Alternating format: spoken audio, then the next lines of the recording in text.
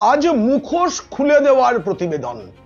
আর কত ভয় পাবেন আমাদের মুখ্যমন্ত্রী মমতা বন্দ্যোপাধ্যায়? ভোটার তালিকা নিয়ে ভয় পাচ্ছেন, আদালতের রায় নিয়ে ভয় পাচ্ছেন, ঠিক আছে, কারণ সেখানে পাপের অভিযোগ তার বিরুদ্ধে, তার সরকারের বিরুদ্ধে। কিন্তু এই যে 1946 সালের ঘটনা নিয়ে একটা সিনেমা, সেটা বন্ধ করতে হচ্ছে কেন? কেন এত ভয়? 1946 সালে তো তৃণমূল কংগ্রেস ছিল না, মমতা বন্দ্যোপাধ্যায় নিজেও তখন জন্মগ্রহণ করেননি। তবে সেই সিনেমার ট্রেলার লঞ্চ অনুষ্ঠান কেন বানচাল করে দিল কলকাতা পুলিশ? ভয়টা আমি জানি।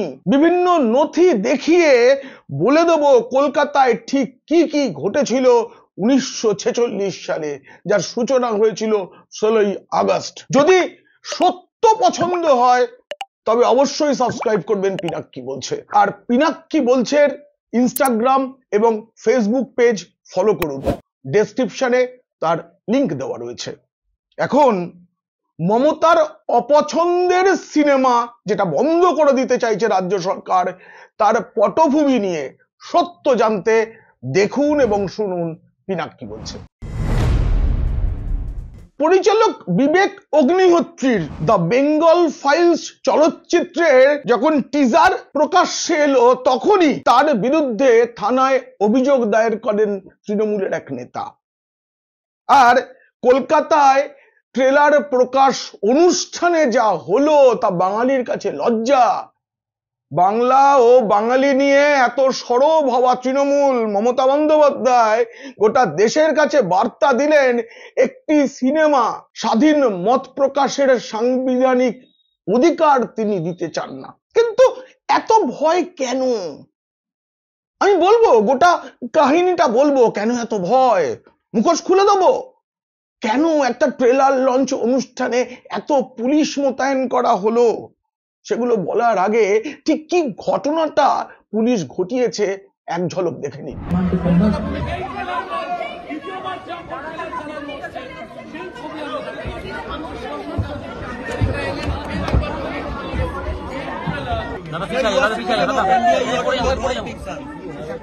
First you ask them, then you ask them. You are suppressing my voice. You want to censor and ban my voice. You are against this film. That's why you're stopping it. You are doing it.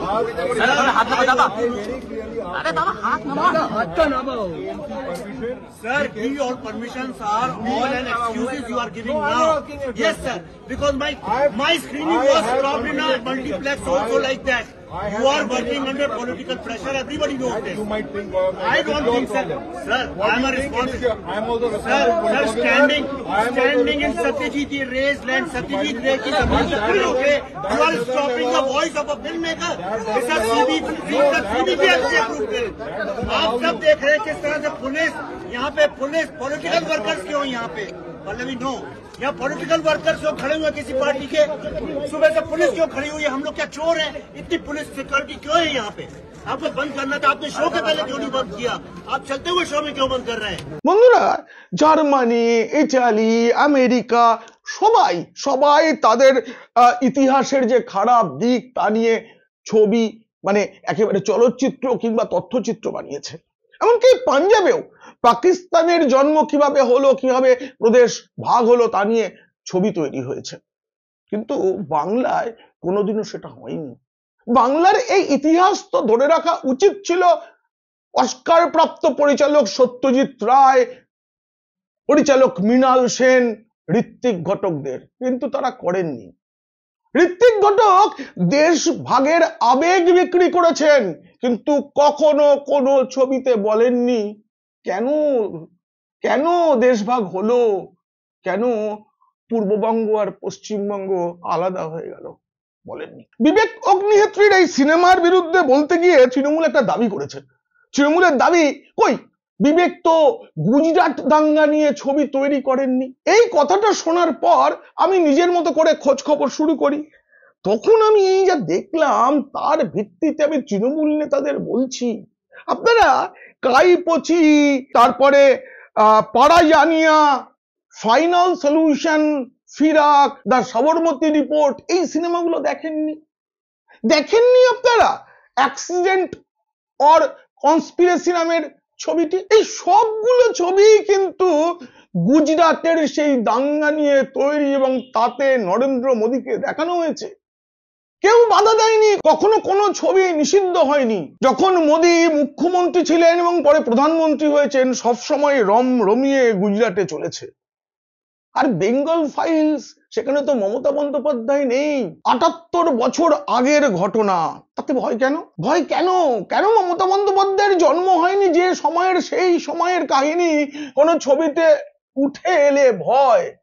কারণটা বলি, কারণ ওই গণহত্যার খলনায়কের নাম হোসেন শহীদ সুহরাওয়ার্দী। এটা ঐতিহাসিক সত্য যে সুহরাওয়ার্দী এই ঘটনার খলনায়ক ছিলেন, প্রধান চরিত্র ছিলেন, তৎকালীন মুখ্যমন্ত্রী ছিলেন তিনি বাংলার। তবে কি সুহরাওয়ার্দীর ধর্ম পরিচয়টাই ভয়ের কারণ? কিন্তু তৃণমূল সিনেমা দেখাতে না দিলেও আমি যে সিনেমার গল্পটা বলে দেবো না, এই সিনেমার চিত্রনাট্য আমার হাতে নেই, কিন্তু যে কাহিনী ওখানে তুলে ধরা হয়েছে তার পটভূমির সত্য ইতিহাসটা আমি জানাবো। আরেকটাও কথা, তৃণমূল নেতারা কি বোকা ভাবুন তো, আমাদের রাজ্য সরকারও এই সিনেমাটা কদিন বাদে হলের বদলে যদি ওটিটিতে চলে আসে, কি করে বাধা দেবেন? মানুষ ঘরে বসে বিছানায় শুয়ে সবটা দেখে নেবে, সব জেনে যাবে। প্রথমেই স্পষ্ট করে বলে দিই, কলকাতায় কোনো দাঙ্গা হয়নি 1946 সালে। সেটা ছিল এক নৃশংস গণহত্যা, দ্য গ্রেট ক্যালকাটা কিলিংস। আমি এ নিয়ে অনেক আগে থাকতেই অনেক পড়াশোনা করেছি, নিজের ব্যক্তিগত কৌতূহল থেকে দীর্ঘ সময় অনেক বই পড়েছি, তার নথি আমার কাছে আছে, সেই সময়কার অনেক ছবিও আছে আমার কাছে। তার মধ্যে কিছু ছবি এত বীভৎস যে তা দেখানো ঠিক হবে না। আমি বিভিন্ন সময় এমন অনেক মানুষের সঙ্গে কথা বলেছি যারা ওই 46-এর গণহত্যা প্রত্যক্ষ করেছিলেন, কিংবা তাদের বাড়ির লোকেরা সেই গণহত্যার সময় তাণ্ডবের শিকার হয়েছিলেন। আমি বলবো সুহরাওয়ার্দী যে এই দাঙ্গার রূপকার এবং এই পাকিস্তান গঠনের জন্যই যে সবকিছু, সেটাও আপনাদের জানা খুব দরকার। আমি যাদের সাথে কথা বলেছি তারা বলেন যে সেই সময়ে কলকাতায় যত মানুষের নিধন হয়েছিল, যত সম্পত্তি নষ্ট হয়েছিল, যত কিছু ধ্বংস হয়েছিল, অতীতে তার নজির মেলে না। আর ওই যে ঘটনাটা 16ই আগস্ট থেকে শুরু হলো, কলকাতার রাস্তায় মৃতদেহের সারি রয়েছে, তারপরেই ব্রিটিশ বুঝতে পারলো এবার ভারতকে স্বাধীনতাটা দিয়ে দেওয়া দরকার, সেই সঙ্গে দেশভাগটা করা দরকার। মনে রাখবেন, এই ঘটনার পরেই মুসলিম লীগ এবং জাতীয় কংগ্রেসের নেতারা ব্রিটিশদের পরিকল্পনা মতো দেশভাগ মেনে নিয়েছিলেন। আর এর থেকেই বোঝা যায় দেশভাগ নিশ্চিত করে পাকিস্তান তৈরির লক্ষ্যেই ছিল মুসলিম লীগের ওই ডাইরেক্ট অ্যাকশন ডের পরিকল্পনা। সেই সময় না অবাধে চলেছিল লুটতরাজ, যাতে অংশ নিয়েছিল পুলিশও। সোনার গয়নার দোকান ফাঁকা করে দেওয়া হয়েছিল, আগুন ধরিয়ে দেওয়া হয়েছিল হিন্দু বসতি এলাকায়, রেশনের দোকানে লুট, গলির মধ্যে দিয়ে কেউ যাচ্ছে তাকে পিছন দিক থেকে ছুরি মেরে খুন, প্রতিবেশীদের বাঁচাতে পাড়ায় পাড়ায় পিকেট করা হয়েছে, শহর জুড়ে পরের পর অগ্নিকাণ্ড। এসব মানুষ দেখেছেন। ফাঁকা শেড খুঁজে জড়ো হতো হিংস্র জনতা, হাতের কাছে যা মেলে তা দিয়ে অস্ত্র বানানো হতো। হ্যাঁ, দুপক্ষই তখন অস্ত্র বানিয়েছিল, কারণ হিন্দুরা প্রতিরোধ গড়ে তুলেছিলেন। কিন্তু তারপরেও কলকাতার রাস্তায় সারি সারি মৃতদেহ, আর কলকাতার আকাশে শুধু শকুন ঘুরে বেড়াতো। দেখুন এই ছবিটা, রাস্তায় মৃতদেহের সারি, আর পাঁচিলের ওপর সারি সারি শকুন বসে রয়েছে। বন্ধুরা, এইসব গল্পই মনে হয় বিবেক অগ্নিহোত্রী তার ছবিতে দেখাতে চেয়েছেন।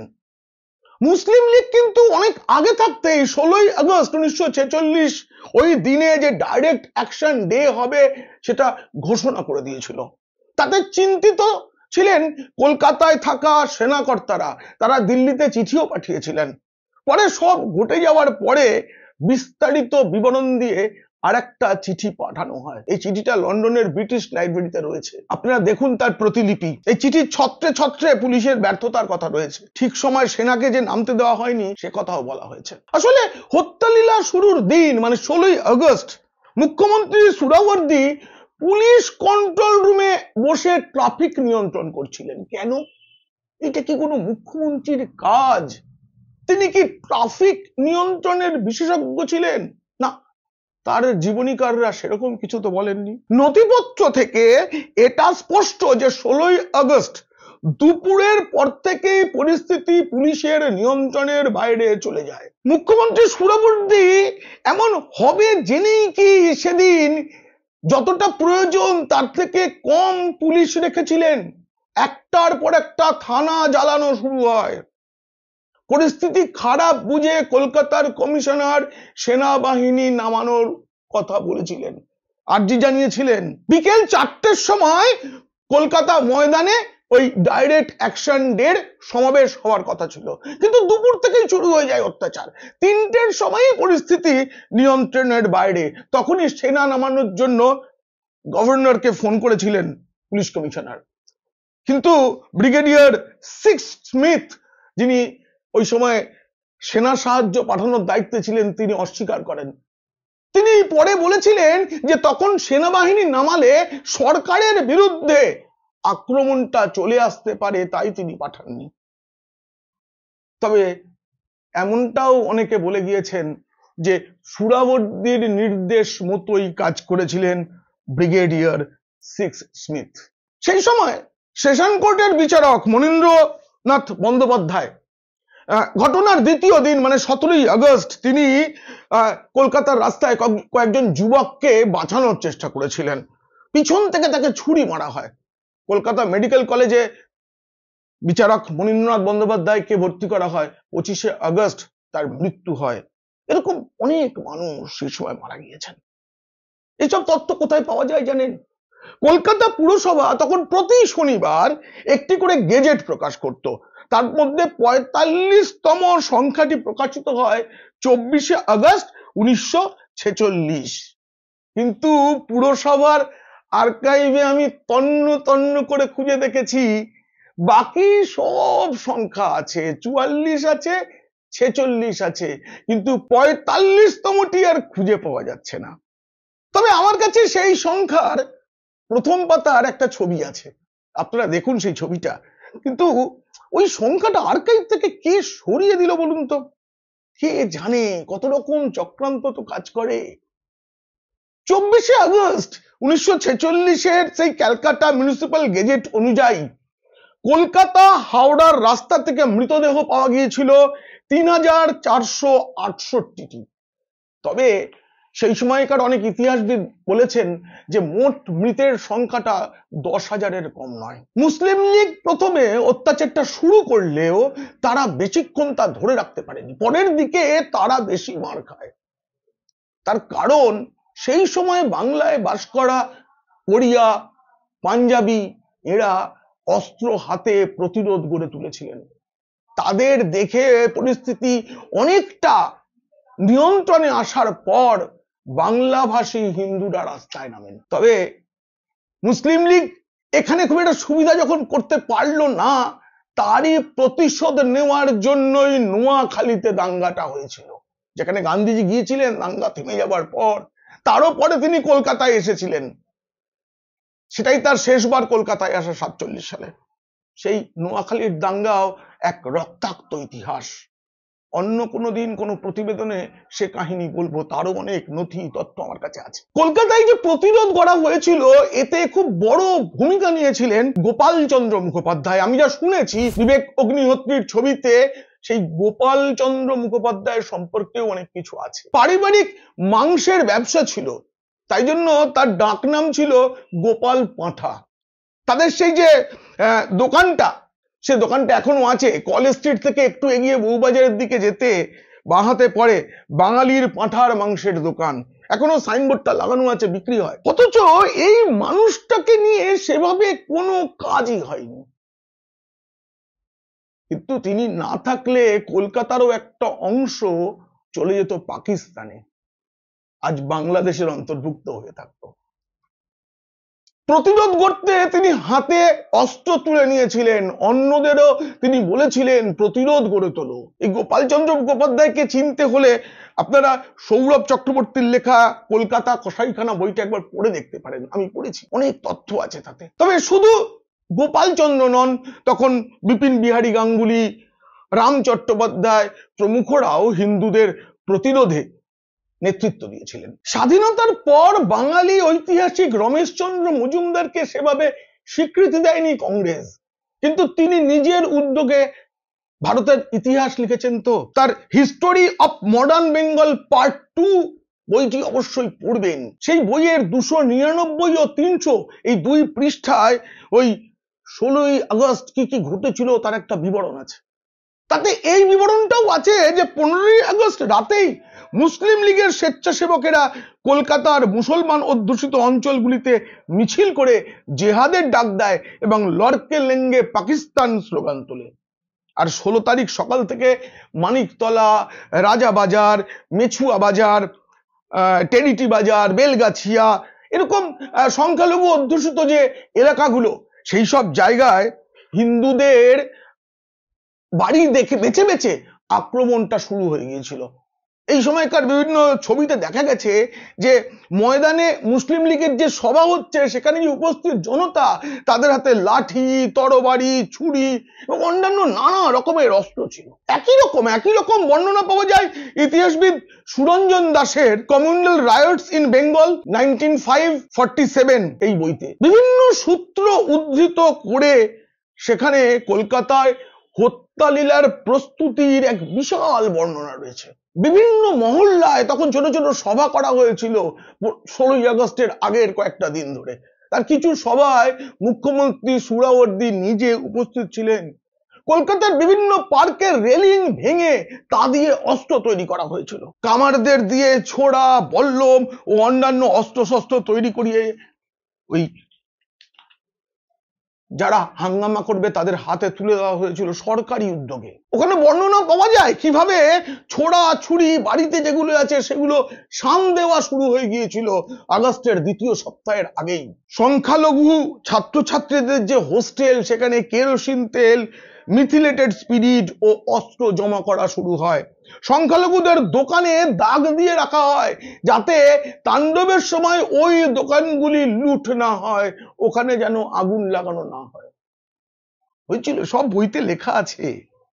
মুসলিম লীগ সরকারের তরফে লীগ ক্যাডারদের পেট্রোল, কেরোসিন এসবের যোগান দেওয়া হয়, কারণ এগুলো তো সরকারের হাতেই থাকে। বন্ধুরা, সেই সময় প্রবাসী পত্রিকার আশ্বিন 1353 যে সংখ্যাটি, তাতে লেখা হয়েছে কিভাবে আক্রমণ হয়েছিল। দেখুন সেই সংখ্যার 404 নম্বর পৃষ্ঠাটি, যেখানে 46-এর গণহত্যার বিবরণ রয়েছে।